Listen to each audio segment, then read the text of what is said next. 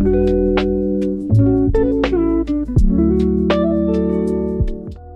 everyone, Amanda here with Sweet Pieces, and today I want to talk to you about gallery walls.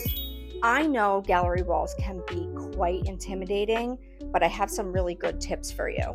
Gallery walls are a great way to showcase the things that you've collected over time and really allow you to make your space reflect who you are, which is what is so important about our interior. So I want to talk to you a little bit about how we pulled this gallery wall together for a client.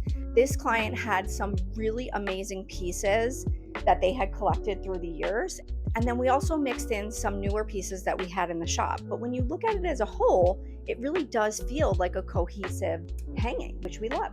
So what we did here, what's important to remember about gallery walls is that everything isn't supposed to always be the same. There's absolutely nothing wrong with mixing textures, depth, wood finishes. You can mix in metals, some shiny, some rustic.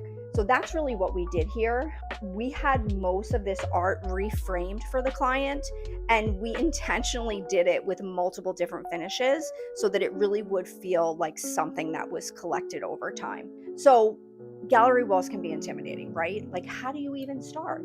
So here's how I like to start. Grab a glass of wine, grab a family member, and get some patience. You gotta just lay everything out on the floor and just play around with different configurations. It's a good idea too to take photos.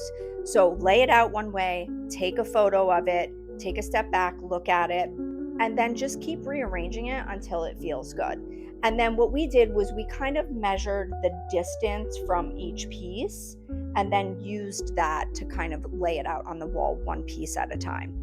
But gallery walls, like I said, are a really great way to bring together things that you've collected and really help make the space reflect who you are, which is what is most important about interior design.